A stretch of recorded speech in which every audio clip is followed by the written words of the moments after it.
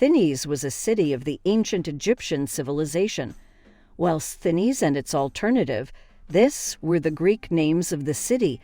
The ancient Egyptians knew it as Tjenu. This city once served as the capital of ancient Egypt during the Early Dynastic Period.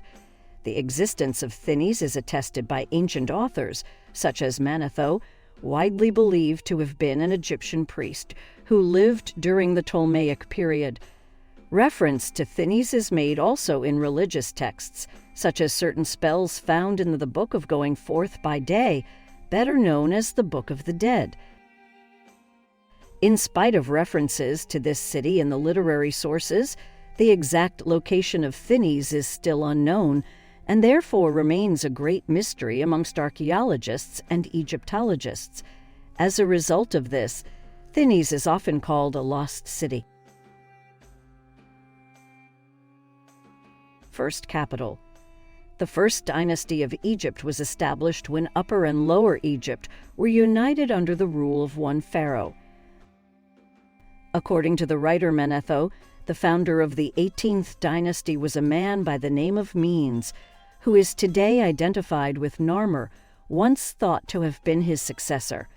This pharaoh is said to have been the leader of a tribal confederation known as the Thinite Confederacy. When Upper and Lower Egypt were united, Menes made Thinis his capital and ruled the country from there. During the Third Dynasty, the city of Memphis was established, and this became Egypt's new capital.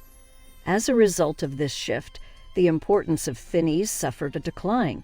Nevertheless, despite losing its status as the capital of Egypt, Thinis was still a regionally significant urban center and served for some time as the capital of the 8th nome in Upper Egypt.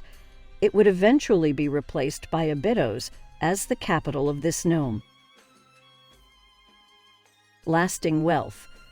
The written sources indicate that Thinis was still a city of great wealth, even long after it ceased to be the capital of Egypt.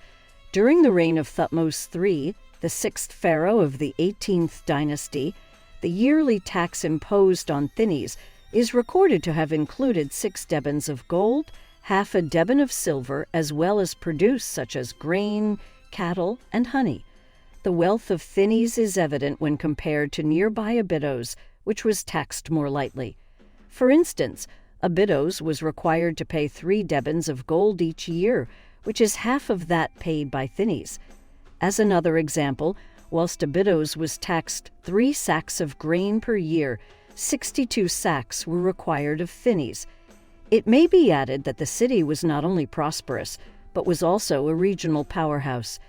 It is recorded, for example, that the ruler of the Thinite province, a man named Antef, controlled the entire oasis region of the western desert, the produce of which would have increased the wealth of Thinis.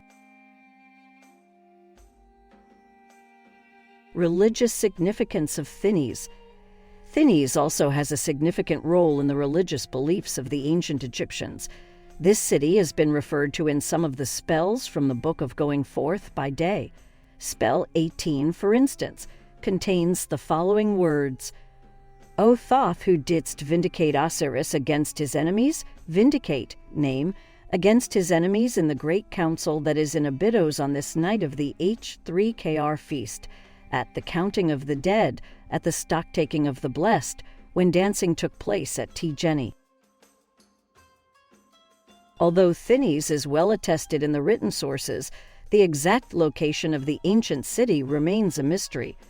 Archaeologists have yet to unearth this city and are only able to speculate as to where it might be situated.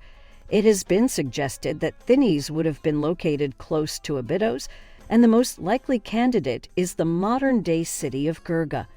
Another likely candidate is the modern city of El Berba.